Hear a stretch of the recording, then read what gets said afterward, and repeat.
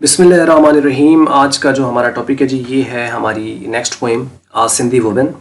और इसमें सीक्वेंस बिल्कुल हमारा वही है कि हमने सबसे पहले जो है, जैसे कि आपको बताया कि हम राइटर्स के बारे में आपको बताते हैं, यानी जो पोइट होता है उसके बारे में, और उसके बाद उसके सिनोनिम्स डिस्कस किए जाते हैं, फिर कंप्लीट पोएम बताई जाती है, फिर उसका स्टैंजा की एक्सप्लेनेशन होती है, और एक्सप्लेनेशन के बाद फिर लास्ट पे जो है वो हम उसके जनरल एमसीक्यूज वगैरह जो होते हैं वो डिस्कस करते हैं।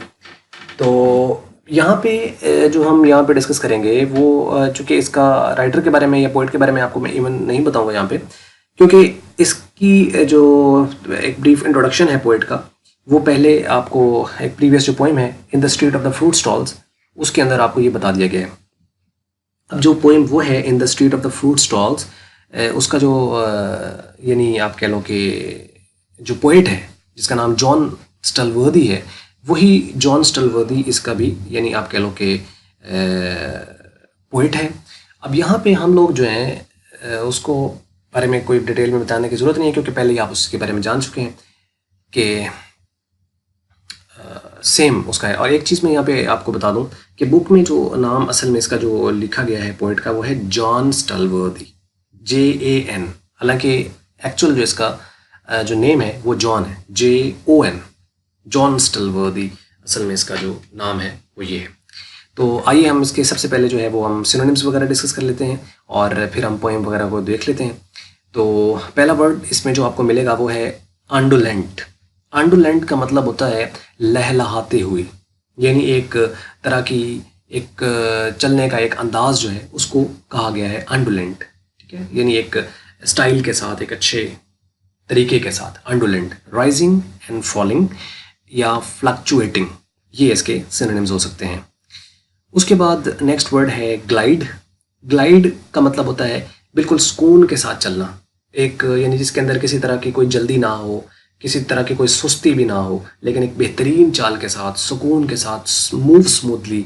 तो खरामा खरामा जिसे हम कहते हैं कि एक बंदा चल रहा है या कोई औरत चल रही है, तो इसका मतलब है कि ये ग्लाइड कहलाएगा। Glide, move smoothly. उसके बाद है रिपल। रिपल का जो वर्ड होता है उसका मतलब होता है डगमगाहट।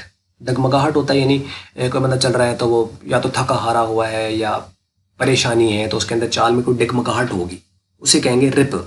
तो इसके जो सिनोनिम्स हैं उसमें स्टैगर या स्टम्बल, ये इसके सिनोनिम्स हो सकते हैं। उसके बाद अगला जो वर्ड है वो है ट्रेड।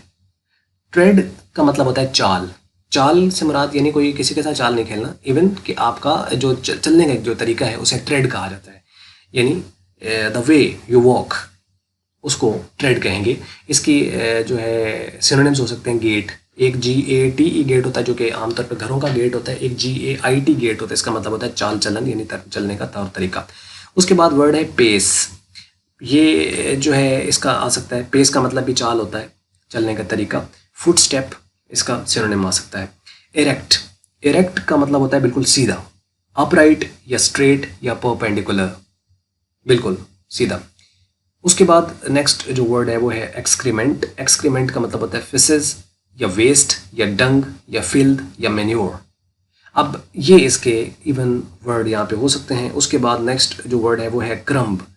क्रम्ब यानी जो एक्सक्रीमेंट होता है ये फुजला होता है, यानी जो वेस्ट होता है जानवर वगैरह का, जो वेस्ट होता है ना, जैसे गाय भैंसे वगैरह जो उनका जो वेस्ट होता है उसको कहा जाता है।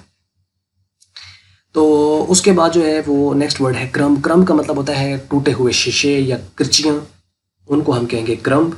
और बाज़ दफ़ा जैसे आप देखते हैं ना कोई चीज़, जैसे क्रंची कोई चीज़ बनाई जाती है, तो असल में जो आप कह लो कि डबल रोटी है, उसको ब्रेड है, इसको आप खुश्क करके या करके उसको फिर उसका जो क्राम बनाया जाता है उसे भी क्रम्ब कहते हैं। तो कृचियाँ असल में होंगी क्रम्ब। तो ये इसके मीनिंग में आ सकता है। तो क्रम्ब क्या है, यानी ग्रेन या स्ट्रैप या मॉर्सल या फ्रैगमेंट। फ्रैगमेंट भी होते हैं छोटे छोटे हिस्से, यानी आप यहाँ से ये मुराद ले लें कि जैसे शीशा टूटता है तो उसकी जो कृचियाँ होती हैं उनको क्रम्ब कहते हैं। स्लम, कच्ची आबादी को कहते हैं। एक मूवी आई थी स्लम डॉग बिलियनेयर, तो शायद इंडिया की एक मूवी थी, आपने पता देखी कि नहीं। तो स्लम यानी कच्ची आबादी में रहने वाला, तो स्लम कच्ची आबादी यानी शैंटी टाउन या डंप, ये इसका मीनिंग हो सकता है। उसके बाद है स्टूप। स्टूप कहते हैं झुकी हुई कमर को। झुकी हुई कमर यानी जो इंसान झुका हुआ है या जिसकी कमर झुक चुकी है तो हम उसे कहेंगे स्टूप। झुकने को भी कहते हैं वो, हंच, लोवरिंग या बेंडिंग, ये इसके मीनिंग होंगे। उसके बाद रिफ्लेक्ट, रिफ्लेक्ट का लफ्ज़ी मतलब तो वैसे होता है यानी मुनकिस होना, किसी चीज़ का रिफ्लेक्ट होना, लेकिन यहाँ जो मीनिंग होगा रिफ्लेक्ट का उसका मतलब है थिंक या मेडिटेट या पॉन्डर, तो ये होंगे इसके मीनिंग। तो ये थे जी सिनोनिम। अब आइए हम स्टार्ट कर लेते हैं अपनी कंप्लीट जो आगे पोएम है और इसको हम देख लेते हैं इसके वर्ड बाय वर्ड जो इसके मीनिंग हैं कि वो क्या है।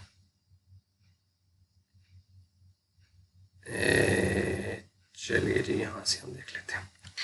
ओके, अब ये है barefoot through the bazaar and with the same undulant grace as the cloth blown back from her face, she glides with a stone jar high on her head and not a ripple in her tread.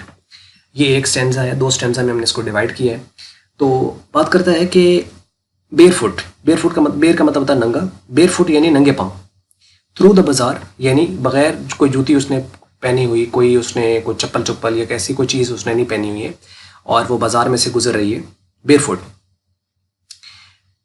With the same अंडोलेंट grace यानी बिल्कुल उसी चाल के साथ कि जैसे अगर किसी ने जूती पहनी हुई है तो तब भी उसकी चाल वही है, जो नहीं पहनी हुई तो तब भी उसकी चाल वही है, यानी उससे उसको कोई फ़र्क नहीं पड़ता कि उसी सेम ग्रेस के साथ वो उस कच्ची आबादी से जो है वो गुजर रही है और उसको कोई फ़र्क नहीं पड़ता कि मुश्किल रास्ता है या आसान है, वो वहाँ से अपने काम के साथ मगन है और काम पे वो जो भी उसको काम करना है वो जा रही है। कहता है कि as the cloth blown back from her face, जैसे ही वो जो कपड़ा है उसके मुंह से पीछे की तरफ जो है वो लहला रहा है, she glides with a stone jar, उसने एक स्टोन जार है यानी एक मर्तबान है जो सर पे रखा हुआ है, पत्थर का जो मर्तबान है वो उसने सर पे रखा हुआ है। आप इसको पिक्चर या घड़ा वगैरह भी कह सकते हैं कि वो उसने रखा हुआ है सर पे और वो वहाँ से बड़े खरामा बड़े सुकून से वो गुजर रही है, कोई जल्दी नहीं है, कोई सुस्ती नहीं है। हाई ऑन हर हेड, जो कि उसके सर पर ऊंचा है, and not a ripple in her trade, और ट्रेड कहते हैं चाल को, तो कोई भी उसकी जो चाल है उसके चलने में किसी तरह की कोई डगमगाहट वो नहीं देखी जा सकती। उसके बाद नेक्स्ट बात करता है कि वॉचिंग हर क्रॉस इरेक्ट, उसको गुजरते हुए बिल्कुल सीधा गुजरते हुए मैं वहाँ से कहते हैं देख रहा हूँ। ये वॉचिंग हर का मतलब है यानी जो पोइट है ये वहाँ बैठा हुआ है और उसकी देख रहा है कि वो किस तरीके से गुजर रही है वहाँ से। तो कहते हैं कि वॉचिंग हर क्रॉस इरेक्ट, वहाँ से गुजरते हुए बिल्कुल सीधा वो है, उसकी कमर बिल्कुल सीधी है और वो वहाँ से गुजर रही है और मैं उसे देख रहा हूँ।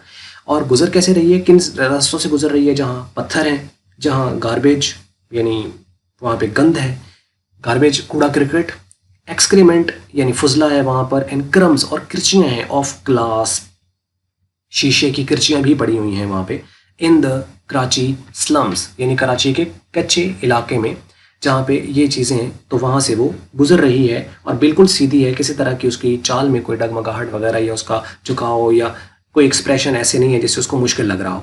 She is passing smoothly. अब वो कहता है कि आई विद माई स्टूप रिफ्लेक्ट, और जो पोइट है वो कहता है कि मेरी जो है वो कमर झुक गई है और मैं उस झुकी हुई कमर के साथ जो है वो अब मैं ये सोच रहा हूँ, रिफ्लेक्ट का मतलब ये सोचता हूँ कि दे स्टैंड मोस्ट स्ट्रेट, कि वो बिल्कुल सीधे रहते हैं, who learn to walk beneath a weight, कि उन्हीं वही असल में सीधे रहते हैं जो वज़न के नीचे चलना सीख लेते हैं। वज़न के नीचे चलने से ये मुराद है कि असल में जो लोग मुश्किल हालात में अपने आप को गुजारना जानते हैं तो असल में वही इंसान होते हैं सही मानों में इस ज़िंदगी का जो लुत्फ़ ले सकते हैं, या उसको अगर कोई खुशी भी आएगी या जो भी उनके पास कोई अगर अच्छी कोई चीज़ आएगी तो उस चीज़ का अहमियत उसी बंदे को होती है, या उस चीज़ को एंजॉय वो बंदा कर सकता है जो किसी मुश्किल रास्ते से गुजरा है। और यही असल में इसका थीम है कि इंसान को अल्लाह ताला ने पैदा किया है या फिर उसको मुश्किल में से गुजारा है, और ख़ुद अल्लाह पाक कुरान हकीम में फरमाता है कि बिस्मिल्लाहिर्रहमानिर्रहीम इन्ना मअल उसरि युसरन, कि बेशक मुश्किल के साथ आसानी है, कि मुश्किलें आती हैं इंसान की ज़िंदगी के अंदर, परेशानियाँ आती हैं इंसान की ज़िंदगी के अंदर, लेकिन उनका जो मकसद होता है वो ये होता है कि इंसान जो है वो अपने आप को संभाल ले और उनमें से कुछ सीखे, बजाय कि उन मुश्किलों के आने के ऊपर रोना शुरू कर दे। यानी डिफ़िकल्टी को फेस करना ये एक बहुत बड़ा चैलेंज होता है और बहुत कम लोग इस कुर्राए ज़मीन के ऊपर होते हैं पूरी दुनिया के अंदर, जो उसको चैलेंज कंसिडर करते हैं और उसको फेस करना जानते होते हैं। और फिर दूसरी बात यह है कि इंसान ने सिर्फ उसके लिए कोशिश ही करनी है, क्योंकि उस मुश्किल से निकालना तो ऑब्वियसली किसी मुश्किल कुशा का ही काम है, और वो मुश्किल कुशा अल्लाह ताला है, और उसकी तरफ से जो करम है, जो उसके करीम, उसके मददगार हैं, जो बंदे हैं ख़ास हैं, और वो तो फरिश्तों के ज़रिए से भी इंसान की मदद कर देता है। तो यानी अल्लाह ताला जो है उसने इंसान को पैदा किया और सारी मखलूक उसकी है, तो हर एक को उसने एक निज़ाम दिया है, हर एक को एक तरीक़ाकार दिया है। तो इंसान को चाहिए कि वो अपनी कोशिश जारी रखे और काम में लगा रहे और काम में लगाव पैदा करे, बजाय कि उन चीज़ों से भागे। यानी काम को आप अगर करना चाहते हैं और आप चाहते हो कि इस काम के अंदर आप उस पर लगे रहें, तो उसका दो ही तरीका है कि एक अपनी ज़िम्मेदारी को ज़िम्मेदारी समझें, दूसरा उसके अंदर आप मोहब्बत पैदा कर लें उस काम के साथ। तो फिर आपका कोई वक्त जो है वो चाहे जिस तरह भी गुजर रहा है, आपको वक्त गुजरता हुआ आपको घड़ी देखने की ज़रूरत नहीं पड़ेगी। फिर आप क्या करेंगे, अपने काम के ऊपर फोकस रहेगा, और फिर वो आपको पता है कि यार ये मैंने काम करना है, तो या तो उसको छोड़ दें इंसान के, करे ही ना। लेकिन अगर करना ही आपको पता है कि इसके बगैर गुजारा नहीं है, तो फिर उसको अच्छी अंदाज से करना ही मकसद है। फिर मुश्किलें क्या और परेशानियाँ क्या, फिर वो सारी चीज़ें अगर इंसान की ज़िंदगी में आएँ भी सही, तो फिर भी उनको चूँकि करना है तो मीन उसको करना है, और उसका बेहतरीन तरीका यही होगा कि उसको अच्छे अंदाज और एहसन अंदाज के साथ जो है वो किया जाए। तो यही तरीक़ाकार होगा। और एक शेर है अल्लामा इकबाल का, तो खैर ये नहीं है, लेकिन मंसूब तो अल्लामा इकबाल के साथ ज़्यादातर है, आप लोगों ने भी सुना है, मैंने भी सुना है कि तुंदी बाद मुखालिफ से न घबरा ए उकाब, ये तो चलती है तुझे ऊंचा उड़ाने के लिए। कि इंसान की ज़िंदगी में अगर कुछ सामने से हवा मुखालिफ सिमत की आ भी रही है, तो उससे घबराना नहीं चाहिए, उससे परेशान नहीं होना चाहिए। उससे इंसान को क्या करना है कि उसमें अपनी परवाज़ को बेहतर करे, और बजाय कि एक जो होता है कि हर इंसान चाहता है कि उसको आसानी से कोई चीज़ मिल जाए, तो वो दूसरों की गोद में बैठने से बेहतर है कि अपने बिजनेस में जाके बैठो और अपने काम के ऊपर तवज्जो दो। गोद में बैठने से ये मुराद है कि जैसे इंसान होता है तो वो हमेशा कोशिश करता है कि यार मुझे यहाँ से कुछ सहूलत मिल जाए, या ये बंदा मेरी ये हेल्प कर दे, ये बंदा हेल्प कर दे। तो इस तरह हेल्प जब आप ढूंढने शुरू करते हो ना, तो उसमें ज़्यादा परेशानियाँ आती हैं। तो एक फिर शेर है कि एतायर उस लाए हुए रिस्क से मौत अच्छी, जिस रिस्क से आती हो परवाज़ में कोताही। कि यानी उस रिस्क को आप हासिल करने के लिए क्यों आप कोशिश कर रहे हो, या ऐसी चीज़ के लिए जिसमें आपकी परवाज़ रुक जाती है, या आपकी जो जिस पर्पज़ के लिए, जिस मकसद के लिए अल्लाह ताला ने आपको तख्लीक किया या बनाया है, अगर वो मकसद आपका अचीव नहीं होता, तो फिर किस काम का है वो आया हुआ रिस्क, या उस चीज़ का कोई फ़ायदा नहीं है इंसान की ज़िंदगी के अंदर। बस यही है जी इस चीज़ का थीम और मकसद। और शायर भी असल में यही एक सिंधी वुमेन का एक कैरेक्टर हमें दिखाते हुए कि जो एक कराची के अंदर जो है वो कच्ची आबादी में रह रही है, लेकिन उसको अपने काम से लगन है, और वो ज़िंदगी के जो मसाइल हैं, जो मुश्किलें हैं, वो उससे घबराती नहीं है और उसके ऊपर गामज़न है। इस एक कैरेक्टर से समझाना हुआ हमें असल में ये चाह रहा है कि हमें भी ज़िंदगी के अंदर अपने जो मामलात हैं उसको ज़िम्मेदारी से और बाखूबी अंदाज से निभाना चाहिए। तो उम्मीद करते हैं ये वीडियो आपको अच्छी लगी होगी और आपको समझ भी आई होगी। अगर आपको अच्छी लगी तो आप इसको लाइक कर सकते हैं, अच्छी नहीं लगी तो आप इसको कर सकते हैं डिसलाइक। और वीडियो देखने के लिए आपका हमेशा की तरह बहुत बहुत शुक्रिया।